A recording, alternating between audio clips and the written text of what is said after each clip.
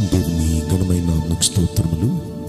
ఈ వాగ్దానం వింటున్న మీకందరికీ మన ప్రభువును ప్రియరక్షకుడైన యేసుక్రీస్తు నామములో శుభములు, మా హృదయపూర్వకమైన వందనములు తెలియచేస్తున్నాం. ఈరోజు దేవుని వాగ్దానం న్యాయాధిపతుల గ్రంథం 6వ అధ్యాయము 12వ వచనం. పరాక్రమము గల బలాఢ్యుడా, యెహోవా నీకు తోడై ఉన్నాడు. ఈ వాగ్దానం వింటున్న మనందరి వినికిడిలో మంచి దేవుడు నెరవేర్చునుగాక. ఆమేన్. ఈరోజు ఈ వాగ్దానం వింటున్న ప్రియ దేవుని బిడ్డలారా, ప్రభు మనతో చెప్తున్న మాట, ప్రభు మనకు తోడై ఉన్నారు అంటున్నారు. అక్కడ అంటూనే ఒక మాట అంటున్నారు, పరాక్రమము గల బలాఢ్యుడా. నిజంగా ఈ వాగ్దానం ఎవరితో ప్రభు మాట్లాడుతున్నారు? గిద్యోను అనే భక్తునితో. ఈ గిద్యోను నిజంగా పరాక్రమం గల బలాఢ్యుడేనా అంటే, ఆ పై వచనాలు మనం గమనిస్తే ఆయన భయస్థుడు. భయపడి మిద్యానీయులు ఆల్రెడీ ఇజ్రాయేలీల మీద పడి వాళ్ళని హీన దేశం తీసుకుని వచ్చేశారు. ఆ పరిస్థితుల్లో ఆ ఇజ్రాయేలీలోని ఎంత భయంకరమైన పరిస్థితి తీసుకొచ్చిన ఈ మిద్యానీయులకు భయపడి గిద్యోను గానుగులు చాటుకెళ్ళిపోయి అక్కడ గోధుమలను దొల్లగొట్టుకుంటూ ఉన్నాడు. అక్కడికి దేవుడు తన దూతను పంపించాడు. అక్కడి మాట అంటున్నాడు. అంటే ఒక భయంతో ఉన్న ఒక వ్యక్తి, ఒక పిరికితనంగా ఉన్న ఒక వ్యక్తి దగ్గరికి దేవుడు తన దూతను పంపించి అంటున్న మాట చూడండి, పరాక్రమము గల బలాఢ్యుడా, యెహోవా నీకు తోడై ఉన్నాడు. నిజంగా మనం బలహీనం కావచ్చు, మనం పిరికి వారం కావచ్చు, మనం ప్రతి విషయంలో చూచి సమస్యలను బట్టి పరిస్థితులను బట్టి భయపడే వారం కావచ్చు. కానీ మన దేవుడు బలవంతుడు. ఆయన్ని నమ్ముకున్నాం కాబట్టి ఆయన అంటున్నారు, నేను నీకు తోడై ఉన్నాను.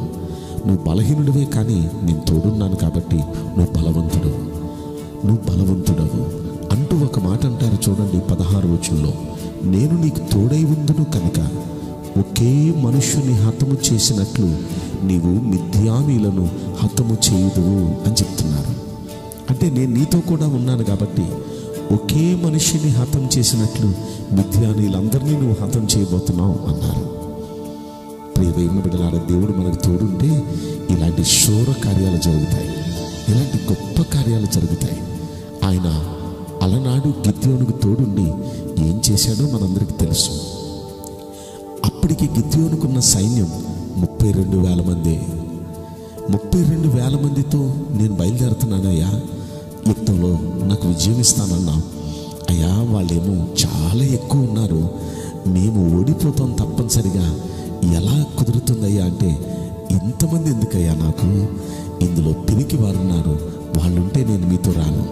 ఆ పిరికి వాళ్ళందరినీ పంపించి అంటే, అందులో పిరికి వాళ్ళు వెళ్ళిపోండి అంటే 22,000 మంది వెళ్ళిపోయారు. ప్రభువా ఇప్పుడు వస్తావా అంటే, లేదు ఇందులో బద్ధకస్తులు ఉన్నారు, సోమరోళ్ళు ఉన్నారు, అలాంటి వాళ్ళు కూడా పంపించేయి అన్నాడు. వాళ్ళ నీళ్లు తాగించు, ఆ నీళ్లు తాగించేటప్పుడు సోమరి వారు బద్ధకస్తులు ఎవరో నీకు అర్థమయ్యేటట్టు నేను చేస్తాను, అలా అర్థమైన వాళ్ళను ప్రక్కన పెట్టి వాళ్ళని పంపించే అన్నాడు. ఇంకొక 9,700 మందిని దేవుడు పంపించేశాడు. 300 మంది మిగిలారు. 32,000 మందిలో 300 మంది మిగిలారు. అయ్యా, 300 మంది మిగిలారంటే నేను వీరితో కూడా వస్తున్నాను, నేను మీకు తోడుగా ఉంటున్నాను. ఈ 300 మంది వచ్చిన శత్రువులందరి ముందు నిలుస్తారు, అంతే, యుద్ధం నేను చేస్తానన్నారు. గొప్ప దేవుడు, ఆయన తోడుగా వెళ్ళారు 300 మందికి. అద్భుతం ఏంటో చెప్పనా, ఈ 300 మంది దేవుణ్ణి పాడుతున్నారు, స్తుతిస్తున్నారు, బోర్లు ఊదుతున్నారు, ఆయన నామాన్ని ఘనపరుస్తున్నారు, దివిటీలు వెలిగిస్తున్నారు. అంతే వీరు చేసిన పని. యుద్ధం చేయలే వీరు, ఈ యుద్ధం దేవుడు చేశాడు వారితో. వచ్చిన శత్రువుల్లో ఒక్కడు కూడా ఇంటికి బతికి వెళ్ళాల. మిద్యానీయులందరూ హతులైపోయారు. వెళ్ళిన ఇజ్రాయేలీలు 300 మందిలో ఒక్కడికి కూడా చిన్ని దెబ్బ తగలలేదు, చిన్ని గాయం అవ్వలేదు. కారణం, దేవుడు వీరి పక్షాన ఉండి వీరికి తోడుగా ఉండి అంత గొప్ప విజయాన్ని సునాయాసంగా దేవుడిచ్చారు. ఈరోజు ఈ వాగ్దానంలో నుండి ప్రభు మీతో మాట్లాడుతున్నారు. దేనికి భయపడుతున్నారు? ఎవరికి భయపడుతున్నారు? పరిస్థితి ఏదైనా సరే ఆయన అంటున్నారు, నేను మీకు తోడే ఉన్నాను. పరాక్రమము గల బలాఢ్యుడా, నేను మీకు తోడే ఉన్నాను. నేను మీకు విజయం ఇస్తాను. మీరు ఎదుర్కొంటున్న శోధనలన్నిటిపైన దేవుడు మీకు తోడై ఉండి విజయం ఇవ్వబోతున్నారు.